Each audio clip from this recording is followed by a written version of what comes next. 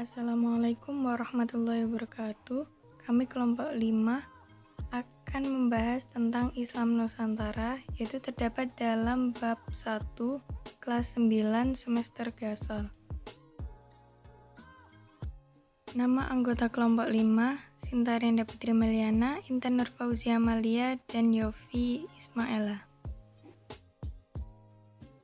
Saat membahas Islam Nusantara, kita akan mengetahui kondisi masyarakat Nusantara sebelum Islam, proses masuknya Islam ke Nusantara, kemudian teori masuknya Islam ke Nusantara. Berikut penjelasannya. Assalamualaikum warahmatullahi wabarakatuh. Saya Sintarianda Putri Meliana akan membahas tentang Islam Nusantara. Pengertian Islam Nusantara. Islam Nusantara yaitu Islam yang mempertimbangkan adat istiadat lokal di Indonesia. Penyebarannya pun secara perlahan, bertahap, dan berlangsung secara damai.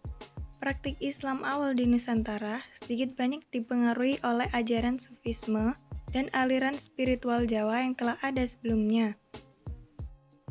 Kemudian karakteristik Islam Nusantara.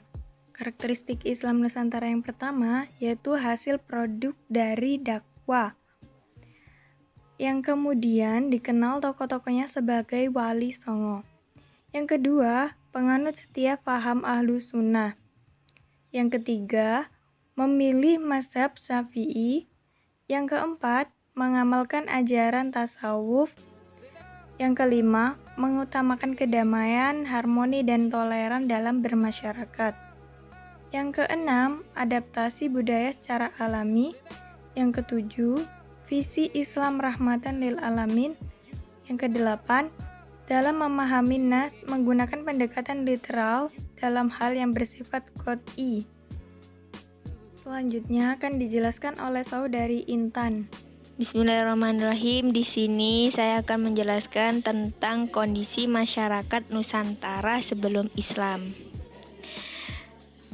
Kalau dilihat dari aspek-aspeknya itu ada 4, yaitu ekonomi, budaya, agama atau kepercayaan, dan yang terakhir itu bersuku-suku bangsa. Yang pertama itu aspek ekonomi. Di Indonesia sebelum Islam, penduduknya itu mata pencahariannya itu diantaranya ada pedagang, bercocok tanam, peternak, dan nelayan. Nah, kalau yang di bagian pedalaman gitu itu biasanya mayoritasnya bercocok tanam, sedangkan kalau di bagian pesisir itu rata-rata nelayan dan pedagang. Di daerah Indonesia ini disebutnya tropis. Nah, dengan begitu sangat cocok untuk bercocok tanam. Kemudian yang kedua itu budaya, aspek budaya. Di Indonesia terdiri dari berbagai suku bangsa yang masing-masing daerahnya itu mempunyai corak seni, budaya, dan bahasa beragam. Nah, dari keragamannya itu merupakan kekayaan bangsa yang tidak ternilai harganya, yang patut untuk tetap dipertahankan dan dilestarikan. Selanjutnya yang ketiga itu agama atau kepercayaan. Di Indonesia sebelum Islam masuk ada beberapa agama. Yang pertama itu Kapitayan. Kapitayan itu ada animisme dan dinamisme. Kemudian agama Hindu dan Buddha. Kapitayan adalah sebuah kepercayaan yang memuja Sang Hyang Taya, yakni bermakna hampa atau kosong. Maksudnya itu, mereka mendefinisikan Tuhan itu tidak boleh diserupakan atau bahkan terlintas gambarannya di pikiran kita. Kalau sampai diwujudkan maka itu berarti bukan Tuhan. Kapitayan itu kepercayaan nenek moyang. Nah, itu ada 2 jenis, yang tadi animisme dan dinamisme. Yang kedua itu Hindu. Hindu itu agama politeisme yang memuja banyak dewa. Nah, di agama Hindu sendiri banyak terdapat kasta-kasta. Yang pertama, yang paling atas sendiri itu kasta Brahmana, yang mana orang yang mengabdikan dirinya dalam urusan spiritual, seperti kayak pendeta gitu. Terus di bawahnya itu ada kasta Ksatria, itu para anggota lembaga pemerintahan, ya kayak sekarang tuh kayak DPR gitu mungkin ya. Terus yang ketiga itu kasta Vaisya, orang yang telah memiliki pekerjaan dan harta benda, contohnya pedagang. Dan yang paling bawah sendiri itu kasta Sudra, pelayan bagi kasta di atasnya atau budak. Dan yang terakhir itu agama Buddha, yang memuja Brahmana atau kaum pendeta. Dan yang terakhir, aspek terakhir itu bersuku-suku bangsa. Masyarakat Indonesia memiliki suku bangsa yang beragam dari berbagai daerah yang tersebar dari Sabang sampai Merauke. Setiap suku bangsa memiliki corak seni, budaya, dan bahasa masing-masing. Selanjutnya akan dijelaskan oleh kelompok pemateri selanjutnya.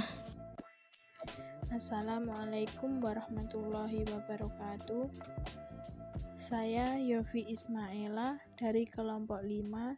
Di sini saya akan menjelaskan bab yang kedua atau bab B, yaitu proses masuknya Islam ke Nusantara. Proses masuknya Islam ke Nusantara dengan cara berbagai saluran, yaitu yang pertama saluran perdagangan. Di sini yang dimaksud dengan saluran perdagangan yaitu proses Islamisasi melalui saluran perdagangan dipercepat oleh situasi dan kondisi politik.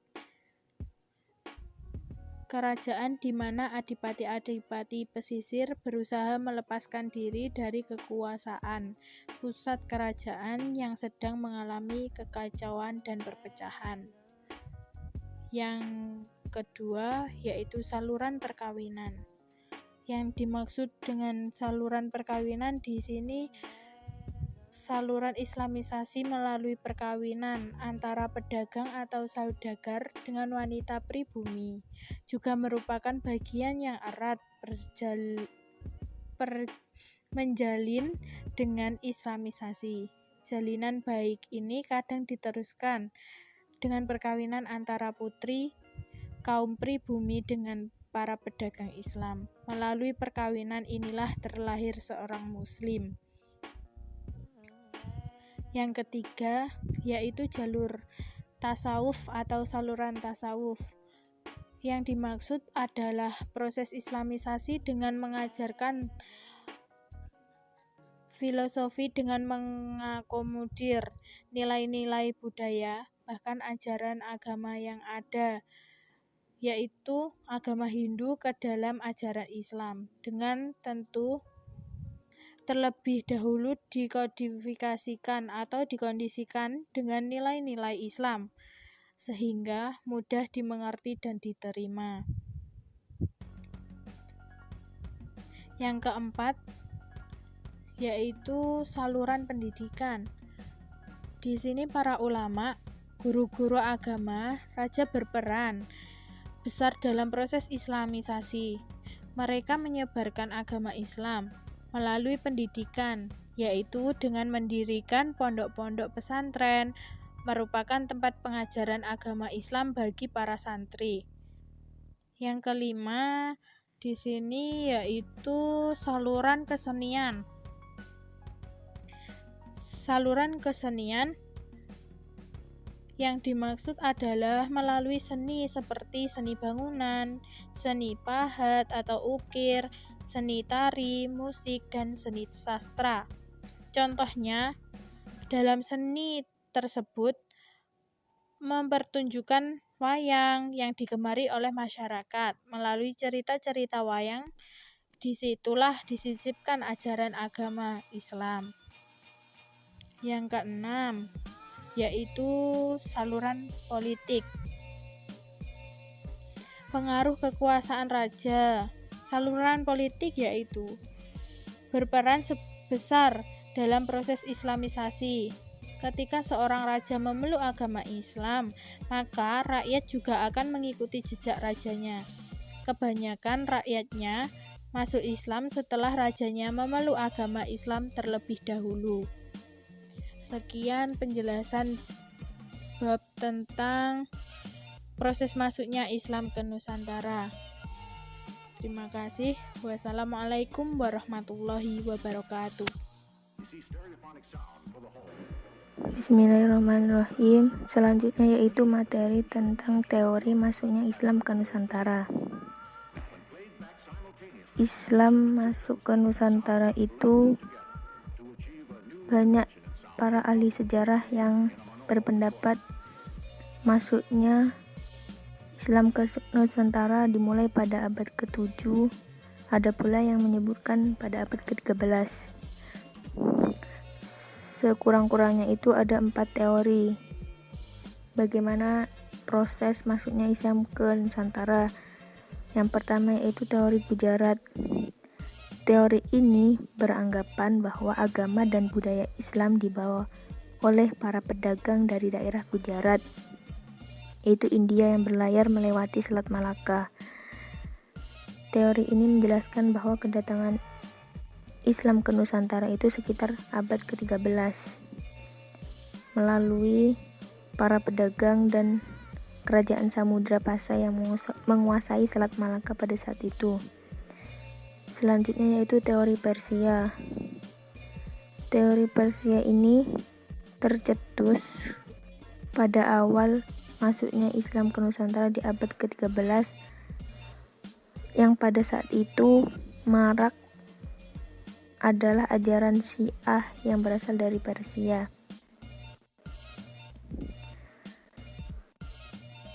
Yang adanya beberapa kesamaan tradisi Indonesia dengan Persia yang dianggap sebagai salah satu penguat.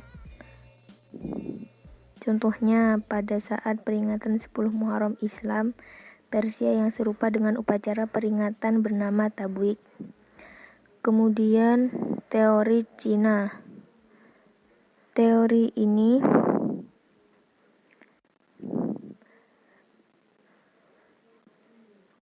Slamet Mulyana dan Sumanto Al-Qurtubi itu berpendapat bahwa sebenarnya kebudayaan Islam itu masuk ke Nusantara melalui perantara masyarakat Muslim Cina. Teori ini berpendapat bahwa migrasi masyarakat Muslim Cina dari Kanton ke Nusantara, khususnya pada daerah Palembang yang pada saat itu abad ke-9 menjadi awal mula masuknya Islam ke Nusantara. Kemudian yang terakhir yaitu teori Makkah. Di dalam teori ini dijelaskan bahwa Islam masuk ke Nusantara itu dibawa langsung oleh musafir dari Arab untuk menyebarkan Islam ke seluruh dunia pada abad ke-7. Hal ini diperkuat dengan adanya sebuah kampung Arab di Barus, yaitu di Sumatera Utara yang dikenal dengan nama Bandar Khalifah. Teori inilah yang paling banyak mendapat dukungan para tokoh seperti Van Leeuwen, Anthony Jones, T.W. Arnold, dan Buya Hamka, yang juga sempat menjadi kekuatan yang cukup disegani di Nusantara.